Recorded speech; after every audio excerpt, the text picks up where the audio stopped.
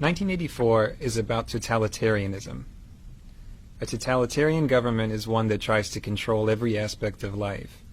How people spend every minute of their time, even in private, who they can associate with, what they're allowed to say.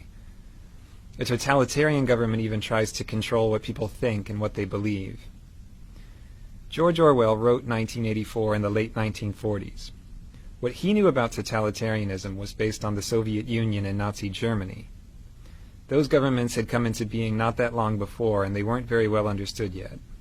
What Orwell was trying to do with 1984 was to give his readers a clear picture of what life would be like if a free country like England were under totalitarian rule. 1984 takes place in London. The London in the book is a depressing place. There's never enough to eat, the food's disgusting, there aren't enough clothes or shoes or anything to go around, and the city is pretty dilapidated, except for these giant pyramid-shaped government buildings that rise above the landscape. There's some sort of war going on, though no one really understands what it's about. Rockets frequently explode in the streets and blow people to bits. The worst part is that the government is always watching everything people do. There are these posters of Big Brother, who's supposedly the leader of the government, that say, "Big Brother is watching you." There are thought police who have hidden cameras and microphones literally everywhere. The government can watch you in your home, through your TV screen, and you're not allowed to turn your TV off, ever. There are a lot of things you're not allowed to do in this society, and if you do them, the police might take you away and throw you into a forced labor camp. You're not allowed to have close friends, you're not allowed to be in love, you can't date or have sex with someone you like. You're basically supposed to save all your emotional energy for the party being the government. Then there are things you have to do. You have to watch the government programming on TV, most of its news, some of its exercises. You have to attend pep rallies, including this one called the 2 Minutes Hate. So it's hard to even have time to think your own thoughts, because they're constantly filling your head with propaganda. The main character of 1984 is Winston Smith. He's 39, he has a job in the government, and he lives this horrible, dreary existence without any friends or anyone in his life. At the beginning of the book, he starts writing a diary to talk about how much he hates life in his society, even though writing a diary is one of those things you'd be killed for doing if you were caught. The diary is his place for thinking about his society. It's a place where he tries to imagine if life could possibly be different from the way it is.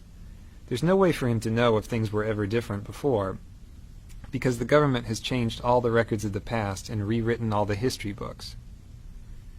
At the beginning of the novel, there are two other people who matter to Winston, and he doesn't even know either of them. One of them is Julia.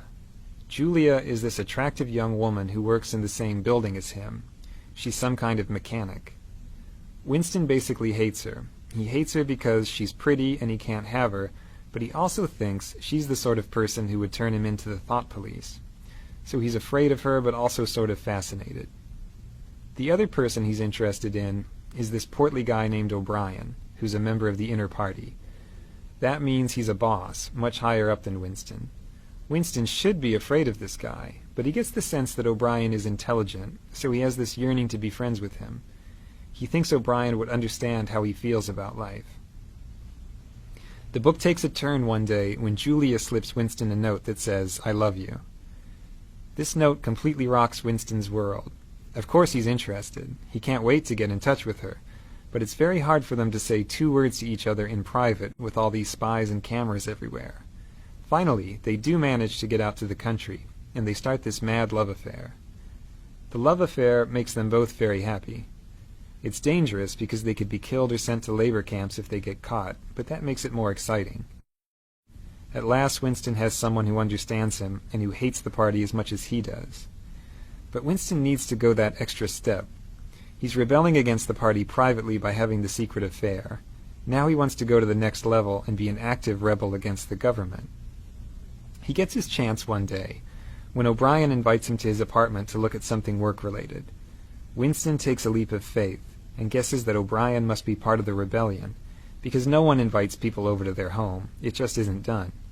So he and Julia go to O'Brien's house and confess that they want to be rebels, and O'Brien says, "Yes, I'm a rebel too," and we all read this book that explains why things are the way they are.